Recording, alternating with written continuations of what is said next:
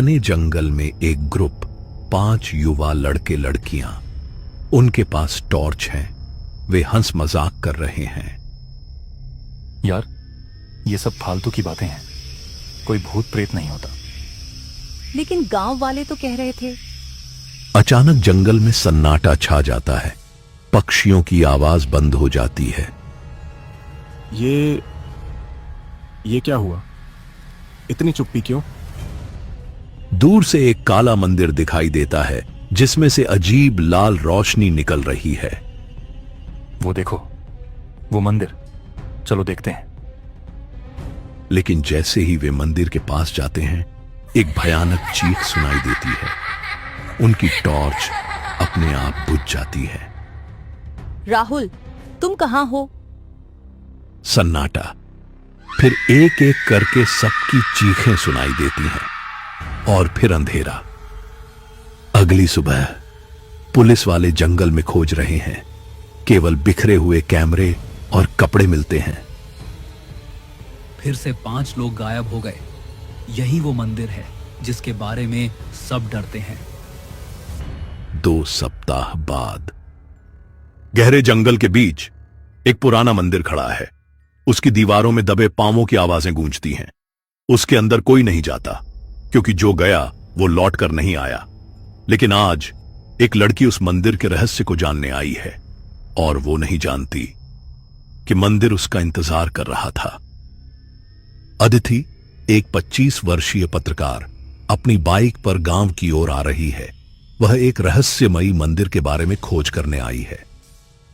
यही है मानपुर गांव, जहां पिछले 30 साल से लोग गायब हो रहे हैं और सबका कहना है वो काला मंदिर। एक बूढ़ी औरत, दादी मां, झोपड़ी से बाहर आती है। बेटी, यहाँ क्या कर रही हो? सूरज ढलने से पहले यहाँ से चली जाओ। पर दादी माँ, मैं यहाँ उस मंदिर के बारे में जानने आई हूँ। क्या आप उसके बारे में कुछ बता सकती हैं? उस मंदिर का नाम मत लो, वो सुन लेता है। अचानक तेज हवा का झोंका आता है। दादी मां की झोपड़ी का दरवाजा जोर से बंद हो जाता है। आसपास के पेड़ हिलने लगते हैं, जबकि हवा में कोई आवाज नहीं थी। ये क्या हुआ? वो आ गया। वो जान गया कि तुम उसके बारे में पूछ रही हो। बेटी, भाग जाओ यहाँ से। लेकिन अदिति डरने वालों में से नहीं थी। वो जानना चाहती थी कि आखिर इस मंदिर का रहस्य क्या है, और इसलिए वो अंधेरा होने से पहले उस मंदिर की ओर चल पड़ी। अदिति मंदिर के सामने खड़ी है। वह एक विशाल काला पत्थरों से बना मंदिर है, जिसके दरवाजे पर अजीब निशान बने हैं। ये निशान, ये किसी प्राचीन भाषा में लिखे हैं। शायद कोई शाप। क्या कोई है? एक आवाज जो सीधे दिमाग में गूंजती है। तुम आ गई, मैं तुम्हारा इंतजार कर रहा था। और फिर अंधेरा छा गया।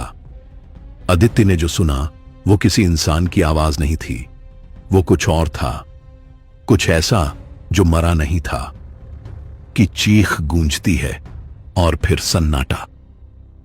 अदिति ने आंखें खोली, लेकिन वो अपनी बाइक पर नहीं, बल्कि मंदिर के अंधेरे गर्भगृह में थी। उसके चारों ओर खून से लिखे मंत्र और वो आवाज जो अब और साफ सुनाई दे रही थी। अदिति धीरे धीरे उठती है। उसका सिर चकरा रहा है। वह अपने फोन की रोशनी जलाती है। यहाँ कैसे आ गई मैंने तो दरवाजे के बाहर ही। एक पुरानी मूर्ति के पीछे से एक आदमी निकलता है। पंडित जी, गांव के मंदिर के पुजारी।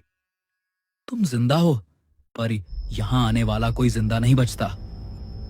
पंडित जी, आप यहाँ क्या कर रहे हैं? मैं तुम्हें बचाने आया हूं, लेकिन समय कम है। ये मंदिर, ये कोई साधारण मंदिर नहीं है।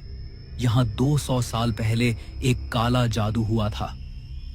पंडित जी ने अदिति को बताया कि कैसे 1925 में एक तांत्रिक भैरवनाथ ने इस मंदिर में अमर होने के लिए गांव के 108 निर्दोष लोगों को धोखे से बुलाया था। उसने उन्हें बताया कि वो उन्हें खुशियां देगा। लेकिन असल में उसने उनकी आत्माओं को हमेशा के लिए मंदिर में कैद कर दिया। लेकिन गांव वालों ने उसे पकड़ लिया और उसी मंदिर में जिंदा दीवार में चुनवा दिया। लेकिन मरने से पहले भैरवनाथ ने शाप दिया कि हर 30 साल बाद ये मंदिर 7 लोगों की जान लेगा, और अब वो समय फिर आ गया है। पर मैं तो यहाँ सिर्फ रिपोर्टिंग के लिए आई थी। तुम्हारा आना कोई संयोग नहीं है। तुम्हारे परदादा वो भी इसी गांव के थे, और वो उन 108 लोगों में से थे जिन्हें भैरवनाथ ने धोखा दिया था। ये क्या हो रहा है? वो आ गया, भागो। दीवार से एक काली छाया निकलती है। वो भैरवनाथ की आत्मा है। तुम मेरे हो, तुम सब मेरे हो। आदित्य और पंडित जी भागते हैं, लेकिन मंदिर का दरवाजा अपने आप बंद हो जाता है।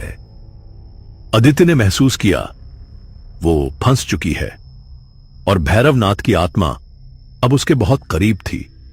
क्या पंडित जी उसे बचा पाएंगे, या अदिति अब उस मंदिर की अगली शिकार बनने वाली है? अदिति के हाथ में अचानक एक पुरानी चाबी आ जाती है।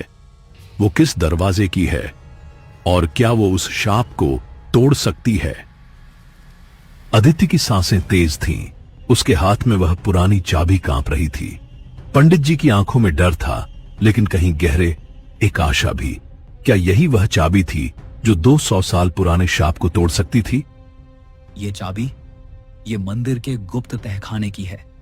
मेरे दादाजी ने बताया था कि भैरवनाथ ने अपना काला जादू वहीं समाप्त किया था। लेकिन तहखाना कहाँ है? हमें जल्दी करना होगा। भैरवनाथ की काली छाया तेजी से उनकी ओर बढ़ती है। वहां मंदिर के मुख्य शिवलिंग के पीछे फर्श पर एक त्रिकोण बना है। दोनों भागकर शिवलिंग के पास पहुंचते हैं। अदिति फर्श पर बने त्रिकोण को साफ करती है। वहां एक छोटी सी चाबी का छेद है। जैसे ही तहखाना खुला, सड़ांध और पुराने खून की बदबू ने उनके नथुने भर दिए। अंधेरे में कुछ हिला और फिर अचानक दर्जनों धुंधली आकृतियां दिखाई दी। वो उन 108 लोगों की आत्माएं थीं जो यहां फंसी हुई थीं। हे भगवान, ये